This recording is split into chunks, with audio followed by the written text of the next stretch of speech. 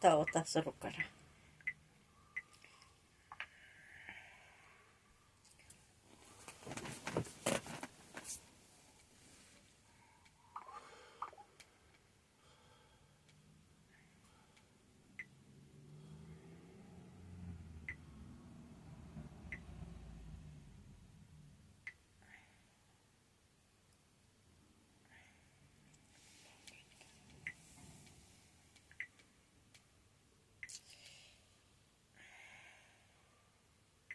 Practice tayo ng kanta mga French fries friendship ng Christian worship song.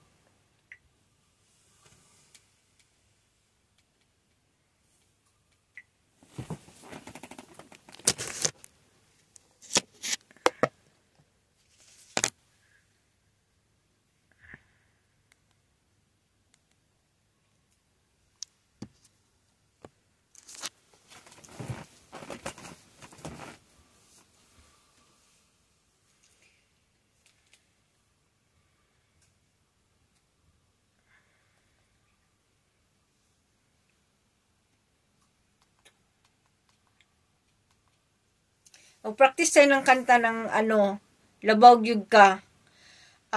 Pero wag tayo magsalita ng ganun ha. Kasi si Pedro nga, di ba? Sabi ni Pedro na, mamatay man kami, Jesus, Panginoon, hindi ka talaga namin iiwan. Ganun. Tapos sinagot ni Jesus si Pedro ba yun? Sa hindi pa tumaktilaok ang manok, ikatulo mo na akong ilimod. Manong huwag tayong mangako, ito kanta lang naman to eh. Hindi naman to totoo eh. Kanta lang naman to eh. Pero kung may tao din talaga na totoong na ang Diyos talaga ang Diyos lang nakakaalam. Pero huwag tayong magsalita talaga ng Pero kanta lang naman to eh. Ang Diyos lang nakakaalam ha.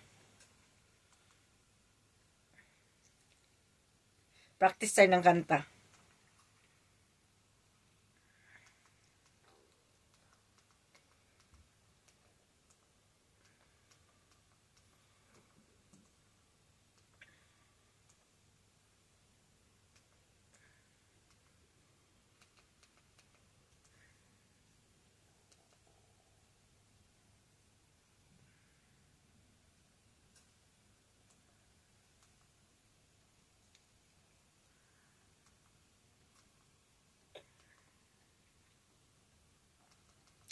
Practice tayo.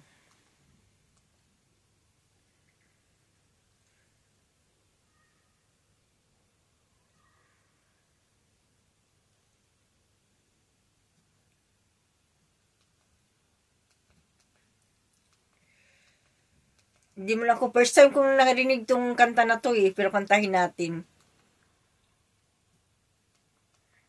First time ko narinig ngayon lang. Tapos nagustuhan ko. Pero wag tayong mangangako kasi ang Diyos lang ang may alam, yun lang sabihin natin. Pero sa kanta na to, ang Diyos nang bahala. Kasi si Pedro nga, di ba? Sinabihan nga niya si Jesus na ganun. Sinagot siya ni Jesus, sa di pa mo tugtugaok ang manok ikatulo mo na akong ilimod. Manong huwag tayong magsalita ng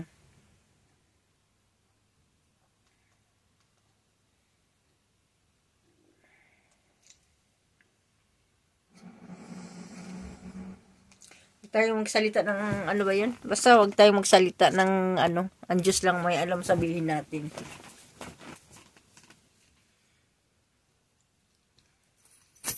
Practice tayo.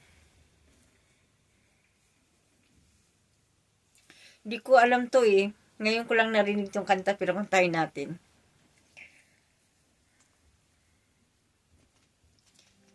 Labaw gyud ka. Ang Diyos lang ang may alam ha. Oki oto. Diyos. もっと小さくして。 Diyos ang kinabuhi ko. Ihalad ko kini kanimo. Ang gugma ko o Diyos, kinialang lang kanimo. wala na'y lain pa, Ginoo. Diyos sa kinabuhi ko, ihalad ko kini kanimo. Ang gugma ko, O Diyos, kinialang lang kanimo. Wala na'y lain pa, Ginoo. Ado naman ako'y gihigugma, apan mas labaw jud ka. Bisan pa sa akong pamilya, ado naman ako'y gihigugma, apan mas labaw jud ka. O Jesus, ang gugma ko kanimo. Ado naman ako'y gihigugma, apan mas labaw jud ka. Kaning kantahan ni nindot siya, pero ano ba, nangangako kasi tayo, di ba, na mas labaw jud ka, Ginoo, ikaw yun ang gihigugma. Pero nagkakasala kasi tayo sa isip, sa salita at sa gawa, kaya hindi tayo makapagsalita ng ganun. Tapos ikumpara pa nato sa pamilya nato, di ba? Ang kanta na to, pero ang Diyos pa rin nakakalam, ha? Kasi, di ba? Kaya nga nagtatrabaho ang tao, kaya nga nag-aano dahil sa pamilya, di ba? Tapos ganun. Ang Diyos lang may alam, kasi bawat isa sa atin pinili na ng Diyos Pinili na tayo ng Diyos kasi ang Diyos lang nakakalam, ha? Hindi natin tapusin kasi hindi ko alam. Ang Diyos lang may alam. Kasi si Pedro nga, di ba? Nangangako siya na, hindi pa mo tigtilaok ang manok, katulo mo na akong ilimod. Sinabihan siya ni Kristo. Sabi kasi niya, hindi ka namin iiwan, Jesus. Mamatay man kami. Di ba? Mamatay man ako. Sabi niya ganun. Tapos sinagot siya ni Jesus, hindi pa mo tugtugaok ang manok, ikatulo mo na akong ilimod, Pedro. Tapos sa kanta ding ito, di ba? Tapos sabihin mong mas labaw yung ka, Ginoo, ganyan, mag-promise na ganyan ba.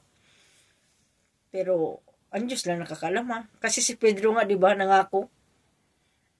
Kaya ganun.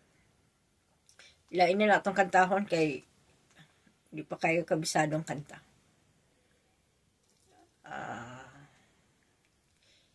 Kung ano lang, ikaw ang kusog.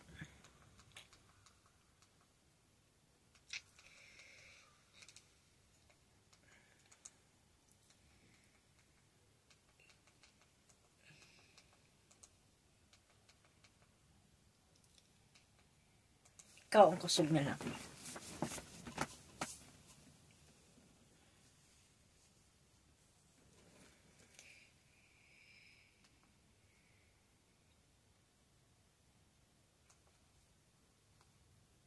Google Pixel ファッション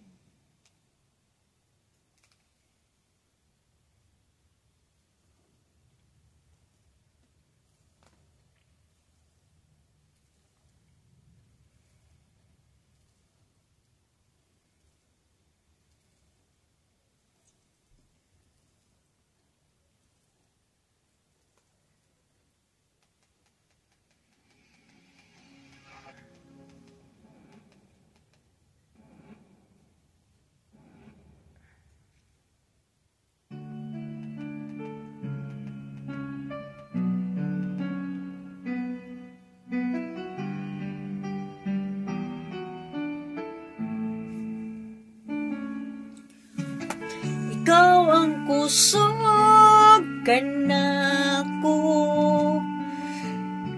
kalipay og dalampanan, muabot man ang problema,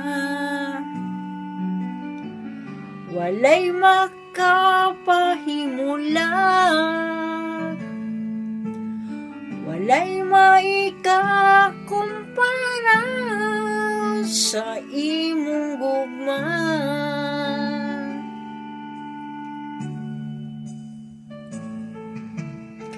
Ikaw ang kusog kanako,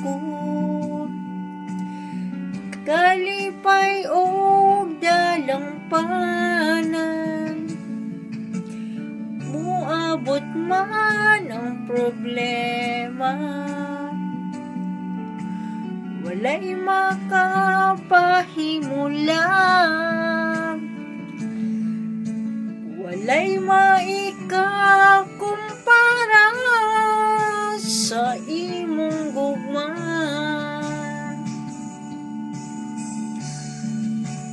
Unsa man kalayo ang langit, gugma mo alang sa tanan. Muluhod ako sa tiilan mo, pagsimba kanimo o Dios. Unsa man kalayo ang langit, gugma mo para sa tanan. Ikaw ang kusog, ikaw akong Diyos, ug kalipay ko.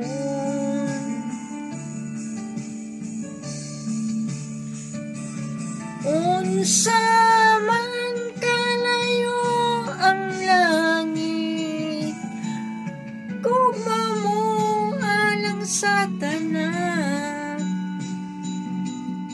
Muluhod ako sa tiilan mo, pagsimba kanimo o Dios. Unsa man kalayo ang langit, gugma mo alang sa tanan. Ikaw ang kusog, ikaw akong Diyos, ug kalipay ko. Ikaw ang kusog, ikaw akong Diyos, ug kalipay ko.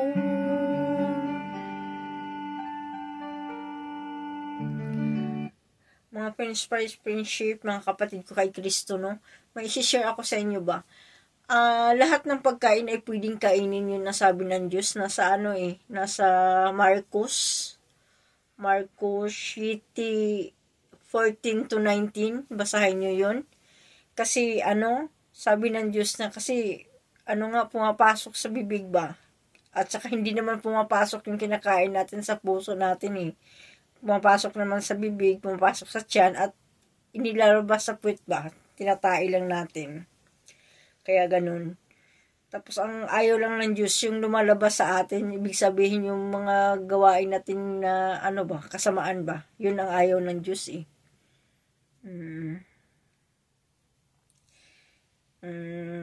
Ang sabi ng Diyos dito, basahin natin kasi may banal na kasulatan naman tayo na sa Marcos. Ang sabi ng Diyos ng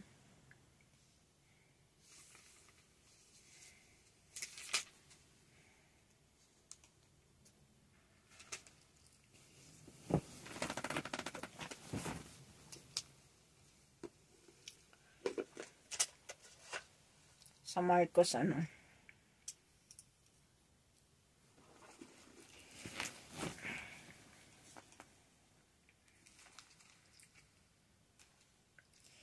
sa Marcos City, basahin niyo yung Marcos City. Sa Marcos City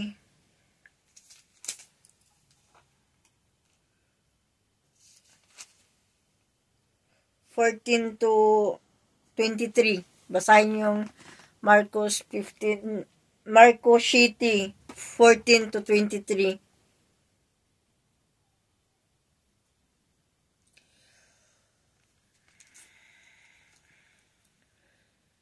Ang nagpaparumi sa tao. Muling pinalapit ni Jesus, 14. Muling pinalapit ni Jesus ang mga tao at sinabi sa kanila, makinig kayong lahat at unawain ang aking sasabihin. hindi ang pumapasok sa bibig ng tao ang nakapagpaparumi sa kanya sa mata ng Diyos, kundi ang mga nagmumula sa kanya. Ang may pandinig ay makinig.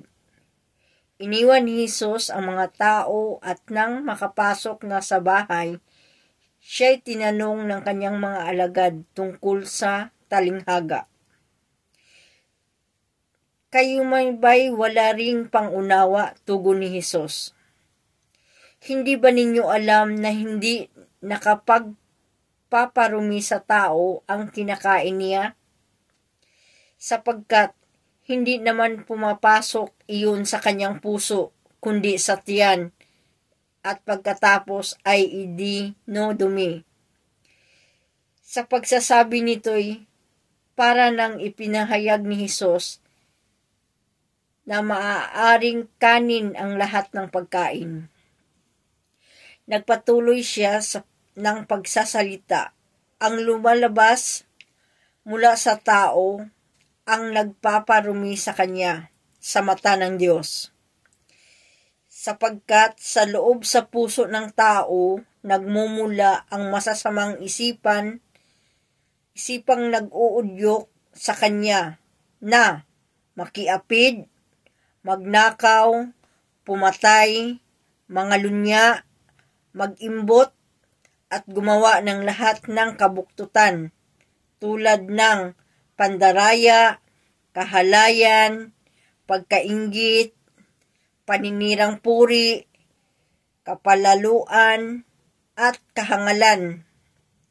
Ang lahat ng ito'y nanggagaling sa puso ng tao at siyang nagpaparumi sa kanya. Di ba mga Prince Price, ang nagpaparumi sa atin ito Hindi yung kinakain natin, mga kapatid ko kay Kristo, hindi yung kinakain natin yung nagpaparumi sa atin. Kasi pumapasok sa tiyan, tapos dinudumi lang natin ba? Tapos dito, ang nagpaparumi sa atin sa mata ng Diyos ay ito, kabuktutan, pandaraya, kahalayan, pagkainggit, paninirang puri, kapaluluan, kahangalan. Ang lahat ng ito'y nanggagaling sa puso kasi, di ba? Kaya ganun. Kaya, yun, hindi nagpaparumi sa atin yung kinakain natin sa mata ng Diyos Sa mata ng tao, ang daming sinasabi natin, kaya ganun, ganyan, diba? Pero sa mata ng Diyos, hindi nagpaparumi yun kinakain natin. Kasi idudumi lang natin yun Ang ayaw ng Diyos yung paninirang puri, diba? Ano ba yung kahalayan? Ano ba yun? Pangangalunya, pakikiapid, diba? Ayaw ng Diyos yun Kaya yun lang muna. Sana meron kayong kunting natutunan sa ating Bible sharing ngayon. Basahin nyo na lang din ang ano ba rin ang ayaw ng Diyos? Basahin din natin ang ano ba yun?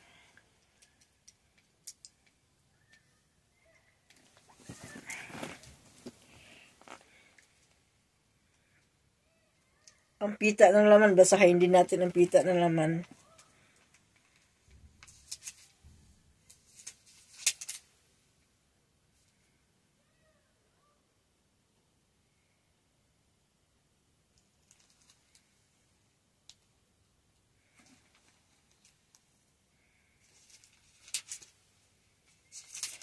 Basahin natin yung pita ng laman, ayaw din ng Diyos to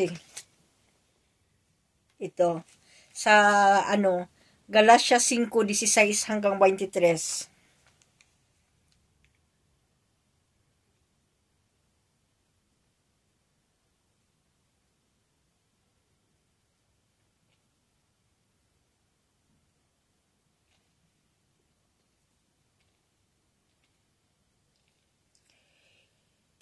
Ang Espiritu Santo at kalikasan ng tao. Ito ang sinasabi ko sa inyo. Ang Espiritu ang gawin ninyong patnubay sa inyong buhay at huwag ninyong susundin ang pita ng laman. Sapagkat ang mga pita ng laman ay laban sa mga ninanasa ng Espiritu at ang mga ninanasa ng Espiritu ay laban sa mga pita ng laman. Magkalaban ang dalawang ito, kaya hindi ninyo magawa ang ibig ninyong gawin.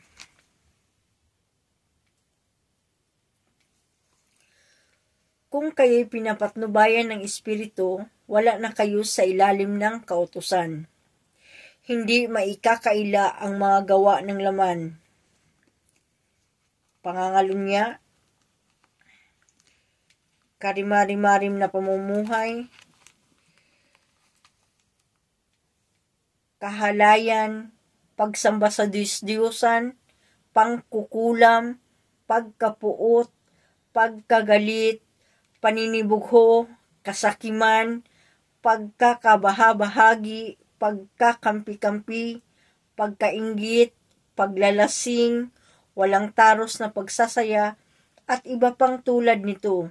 Binabalaan ko kayo tulad noong una, hindi tatanggapin sa kaharian ng Diyos ang gumagawa ng gayong mga bagay. Subalit ang bunga ng Espiritu ay pag-ibig, kagalakan, kapayapaan, katiyagaan, kabaitan, kabutihan, katapatan, kahinahunan, at pagpipigil sa sarili. Walang utos laban sa ganitong mga bagay. Ang ganda mga friends, di ba? Kung ano ang bunga ng espiritu. Pag-ibig yun ang number 1, di ba? Pag-ibig na kasulat. Pag-ibig, kagalakan, katapatan, kapayapaan, kabutihan, kabaitan,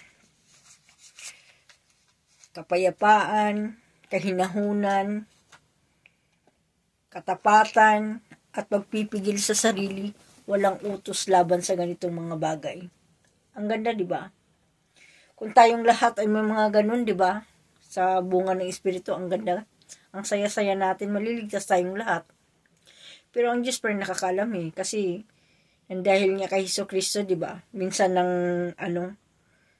binigay ang kanyang, minsan na lang naghandog ng hain si Jesucristo nang dahil sa ating kaligtasan, ating kapatawaran sa ating mga kasalanan. Kaya si Jesucristo, di ba? Inalay niya ang kanyang buhay. Pero hindi naman kagustuhan ni Jesucristo rin, kagustuhan ng Diyos Ama yun Sinunod ni Jesus ang Ama, kung ano ang sugo sa kanya, sinunod niya. Kaya dahil sa ating kaligtasan, ligtas tayo. Ano mang gawin natin, kasi ligtas tayo Tapos sinabi ng Diyos, mapalad yung mga buhay na paghahukman. Kasi yung mga patay kasi hindi na kasi gumagana sila Nag-aantay na lang sila sa paghuhukom. Tayo din ng mga buhay, paghuhukuman din tayo. Pero mapalad tayo kasi makagawa pa tayo ng kabutihan kasi. Kasi sinabi ng Diyos, patay ang pananampalatayang walang kalakip na mabubuting gawa Kaya ganun. Kaya ang Diyos pa rin nakakaalam Kasi walang lingid sa Diyos, lahat ay lantad Palihim man yung gawain mong kasamaan, palihim man yung gawain mong kabutihan, may nakakaalam ang Diyos na makapangyarihan sa lahat. Kasi walang lingid sa Diyos lahat ay lantad Walang nakakatarok sa pag-iisip ng Diyos. Kasi highly integrated God, powerful God nga siya, di ba? Kaya ganun. Kung si Allah ang nasa scripture ng nakasulat na God, paniwalaan natin yun. Kung si Jehovah naman ang nakasulat sa Bible ninyo, maniwala tayo dyan. Kung si Yahweh naman, maniwala tayo, paniwalaan natin yan. Kasi lahat ng kasulat ay kinasihan ng Diyos Nasa yan 2 Timoteo 3:16-17. Lahat ng kasulat ay kinasihan ng Diyos at ito'y magagamit sa pagtutuwid sa likong gawain, sa pag-akay sa matuwid na pamumuhay, sa pagtutuwid sa likong gawain at sa pag-akay sa matuwid na pamumuhay upang sa gayon ang mga lingkod ng Diyos ay magiging handa sa lahat ng mabubuting gawain. Doing good works talaga mga friend. Kasi patay ang pananampalatayang walang kalakip na mabubuting gawa So ano pa bang sabi ng Diyos sa ibang verse na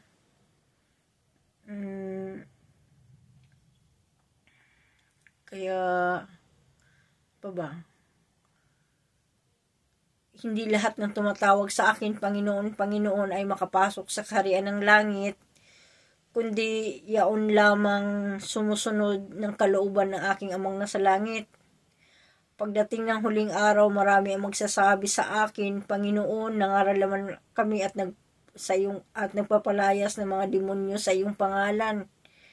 At sasabihin ko sa kanila, lumayo kayo sa akin. Hindi ko kayo nakilala, lumayo kayo sa akin, mga mapaggawa ng masama. Kaya ayaw ng Diyos kasi nagagawa tayo ng kasamaan eh. Yun ang ayaw ng Diyos eh. Sa pagkain kasi, okay lang kung anong kinakain natin. Kung anong kinakain natin, okay lang.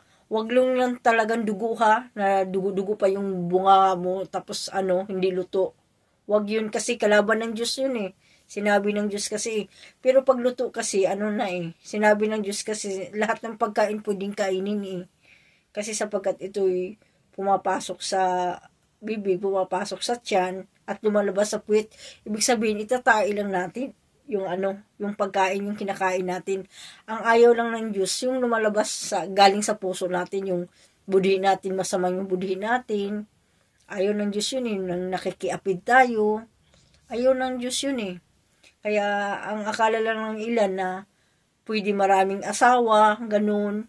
Tapos bakla tumboy, mga bakla nag-aasawa. Ayaw ng Diyos yun eh. Ayaw nga ng Diyos na babae to babae, di ba? Babae namang lalaki nga nakikiapin nga, di ba? Mas lalo na din sa bakla at mga tumboy, ayaw din ng Diyos yun. Nakasulat kasi yun eh.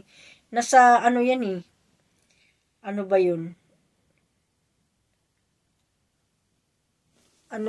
Basahin nyo na lang.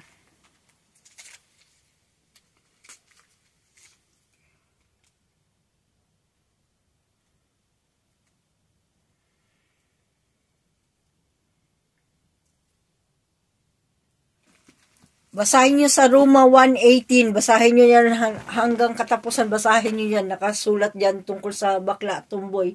Hindi naman literal na sinasabi na bakla ang sinasabi. Hindi naman din literal na sinasabi tumboy. Pero sinabi na kapwa babae kasi. Babae to babae. Tapos lalaki to lalaki. Nakipaghumaling ba?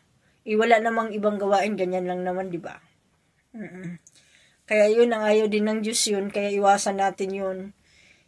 Kaya ang Diyos pa rin nakakaalam ha sa budhi natin. Kung malinis naman yung budhi mo, ang Diyos nakakaalam.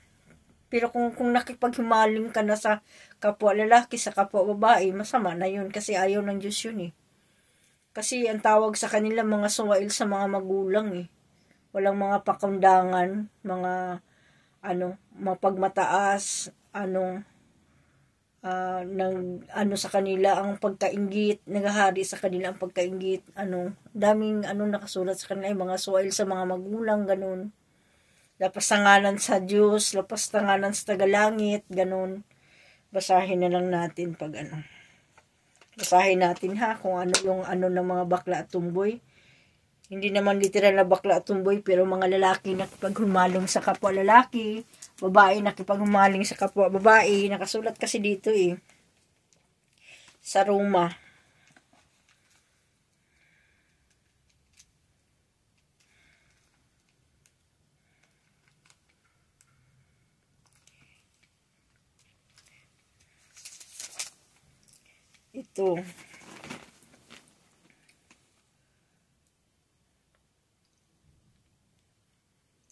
Ito.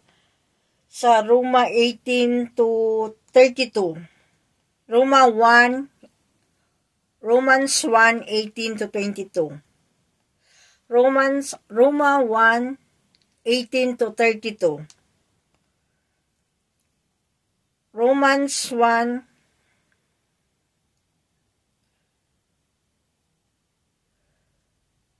Romans chapter 1 verse 18 to 32. Basahin nyo yan. Ang pagkakasala ng sangkatauhan. Nahahayag mula sa langit ang puot ng Diyos laban sa lahat ng kalapastanganan at kasamaan ng mga taong sumisiil sa katotohanan sa pamamagitan ng kanilang kasamaan. Ang maaaring malaman tungkol sa Diyos ay maliwanag, yamang inihayag ito sa kanila ng Diyos mula pa nang likhain niya ang sanglibutan. Ang kalikasang di nakikita, ang kanyang walang hanggang kapangyarihan at pagka-Diyos ay maliwanag na inihahayag ng mga bagay na ginawa niya, kaya't wala na silang maidadahilan. Kahit kilala na nila ang Diyos, siya ay di nila pinarangalan bilang Diyos, ni pinasalamatan man.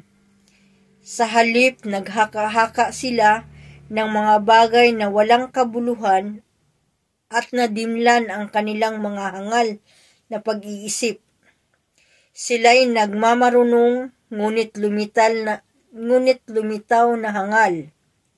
Nang talikdan nila ang kadakilaan ng Diyos na walang kamatayan at sambahin ang mga larawan ng taong may kamatayan, ng mga ibon, ng mga hayop na may 4 na paa at ng mga nilalang na nagsisigapang. Kaya hinayaan na sila ng Diyos sa kanilang maruruming pita hanggang sa magumon sila sa paggawa ng kahalayan sa isa't isa.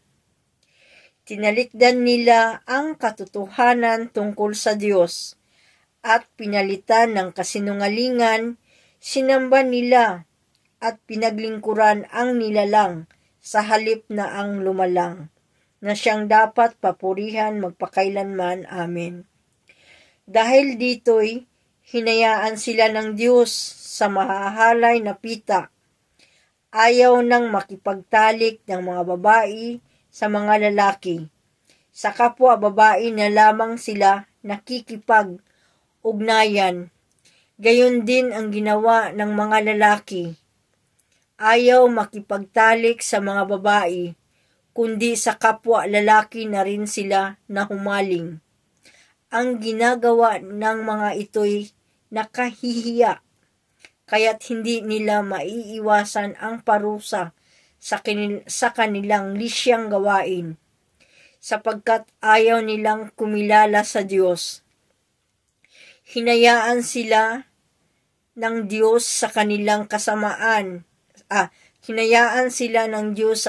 masamang pag-iisip at sa mga di tumpak na asal.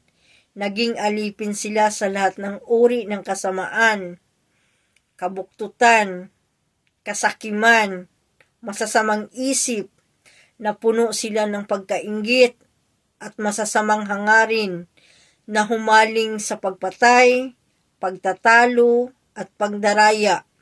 Sila'y masisitsit, mapanirang puri, napupuot sa Diyos, walang pakundangan, mapagmataas, mayayabang, mapagkatha ng kasamaan, mga suwail sa magulang, mga hangal, mga taksil, mga walang puso, at di marunong lumingap sa kapwa.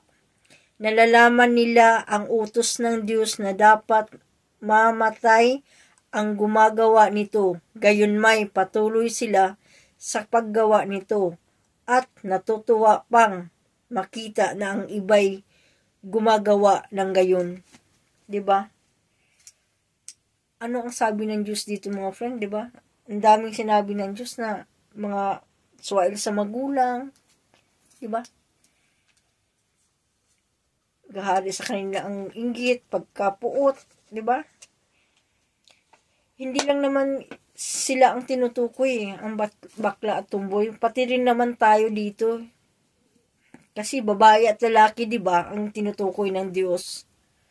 Ang mga bakla, lalaki yan eh. Ang mga tumboy, babae yan eh. Kaya lalaki at babae ang tinutukoy kasi. Kaya ang Diyos pa rin nakakaalam, ha. Kaya matakot na tayo sa Diyos. Kasi ang Diyos kasi ang may kapangyarihang pumuksa ba sa kaluluwa sa sa kaluluwa at katawan ba? Ang Diyos kasi ang sa katawan natin at sa pupuksa sa espiritu natin ba? Ang Diyos lang ba? Kasi walang ibang ang maghahatol kasi ang Diyos eh. Pero si Jesucristo, binigyan ng kapangyarihan ng Diyos na magpatawad sa atin, sa mga tao. Pero ang Diyos ang maghahatol kasi, ang Diyos na makapangyarihan sa lahat.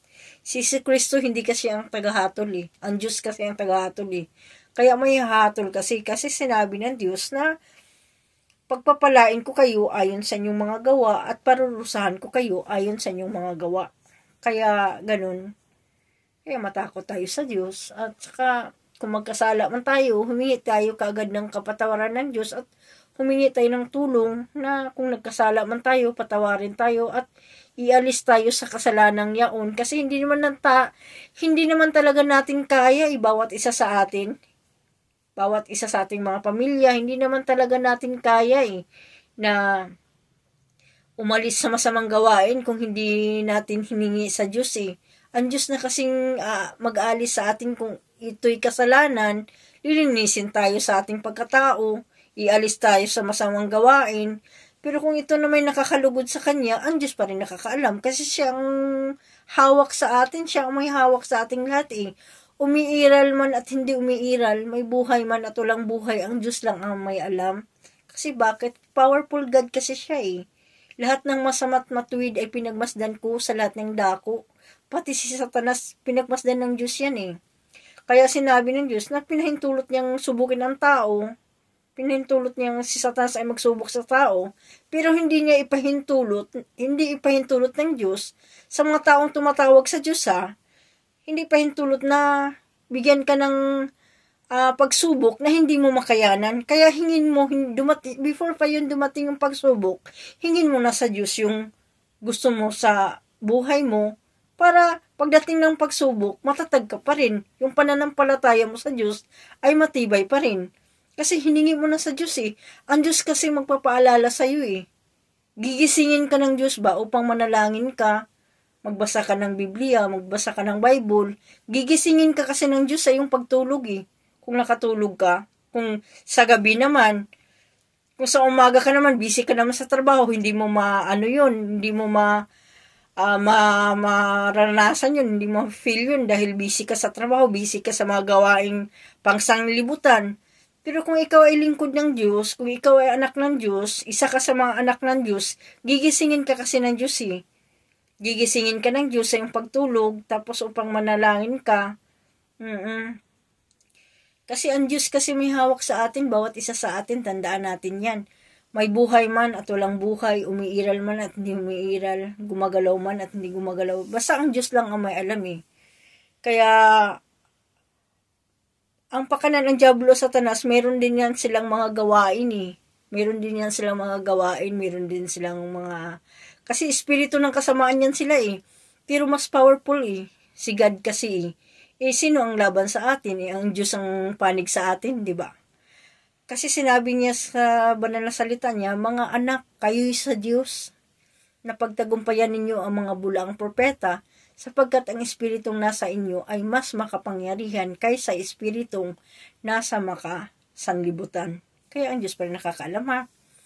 Kaya manalig tayo sa Diyos na magpatibayan tayo sa ating pananampalataya na mas lalo pang tumibay ang ating pananampalataya, pananalig sa Diyos, kasi sinabi ng Diyos ang nananatiling tapat hanggang wakas ang siyang maliligtas. Kaya, yung tapat lang talaga ang maliligtas, yung sabi ng Diyos Pero sinabi din ng Diyos sa ibang verse na malaking tulong ang panalangin ng tao. Malaking tulong ang panalangin ng mga taong matuwid. May mga matuwid, mga friend, sa mata ng Diyos Sa mata ng tao, hindi matuwid.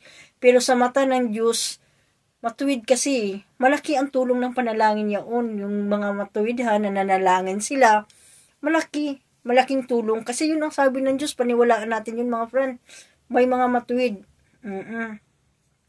Pero si Jesucristo, matuwid nga siya, di ba? Pero sinabi ni Jesus na walang matuwid liban sa Diyos. Sinabi ni Jesus yun Pero sa banal na salita ng Diyos, may mga matuwid eh. Sinabi ng Diyos yan, ang Diyos mismo may sabi niyan. Pero si Kristo kahit matuwid na siya, pero hindi niya sinabi eh. Sinabi niyang, nagpakababa pa rin si Jesus eh. Kahit anak siya ng Diyos na nagkatawang tao, nagpakababa pa rin siya. Kaya sinabi ng Diyos na, ang nagpakababa ay aking itataas, ang nagpakataas ay aking ibababa. Kaya matakot tayo sa Diyos mga friend. Huwag tayong magsabi na, ano ba yun? Yung tulad kay Pedro, ano na yun sa atin eh. Kumbaga, aral na yun sa atin ba na si Pedro nagsabi kay Jesus na, Panginoon, mamatay man ako, hindi ka namin iiwan. Ganon. Sinagot siya ni Jesus na, sa hindi pa tumitilaok ang manok ng tatlong bisis mo na akong ipagkakanulo. Ganon. Kaya ganon. Kaya, hindi pa, sa Bisaya pa, hindi pa tumitilaok ang manok, katulong mo na akong ilimod. Yun ang sabi ni Jesus, kaya ganun. Huwag tayong mangangako, kasi, diba, sabihin na lang natin na ang Diyos lang ay ang may alam, kasi ang Diyos lang naman talagang may alam sa bawat isa sa atin eh. Sinabi ng Diyos, sino ka tao? Diba? Yun ang sabi ng Diyos eh. Kaya paniwalaan natin yun. Kaya yun lang muna, bye for now, mataas-taas na yung natin, taas na yung natin, pag-Bible sharing. At pag may time din kayo, magbulay-bulay din kayo, kasi iba kasi yung ikaw mismo nagbabasa eh, kaysa kasi sinabi ng Diyos sa ibang verse na, makinig man kayo na makinig, hindi kayo makaunawa. Ano pa ba yung sabi ng Diyos maghanap man kayo ng maghanap, hindi kayo makakita. Yun ang sinabi ng Diyos eh. Kaya iba talaga yung ikaw mismo magbuklat. Before ka magbasa ng banal na salita ni God, ni Papa God, humingi ka muna ng tulong sa Kanya na sana maintindihan mo yung binabasa mo, sana patnubayan Kanya, at sana magamit natin sa ating sarili, pamumuhay nating pampamilya, hindi lamang sa ating pamilya, kundi pangkalahatan ba? Para tayong lahat ay maligtas. Kasi ang kaligtasan ay nagbuhat sa Diyos eh. Yun ang sabi ng Diyos kasi. Hindi sa dami ng grupo mo, hindi sa yan. Kasi ang Diyos kasi, ang magsiselect eh. Kasi in every group, meron talagang totoong mananampalataya sa Diyos. Meron ding pakitang tao lang. Kasi sinabi ng Diyos sa ibang verse na, huwag sanang pakitang tao lamang ang inyong pagsunod ninyo sa Diyos. Sapagkat wala kayong tatamuhin gantimpalang mula sa langit. Wala tayong matatamong gantimpala ba? Kung pakitang tao lang ang ating pagsunod sa Diyos. Pero kung totoo kang mananampalataya sa Diyos, ang Diyos mismo ang sumasayo. Kahit ano mang mangyari, hindi ka pababayaan ng Diyos eh. Kasi powerful God nga siya eh. Highly in degree God. Walang lingid sa Diyos, lahat ay lantad. At saka walang hindi mapangyayari ang Diyos. Kaya sinabi ng Diyos na ang inaakala ng ilan na hindi pa darating ang Diyos, pero nagtitimpil lang ang Diyos sa kanyang galit ba?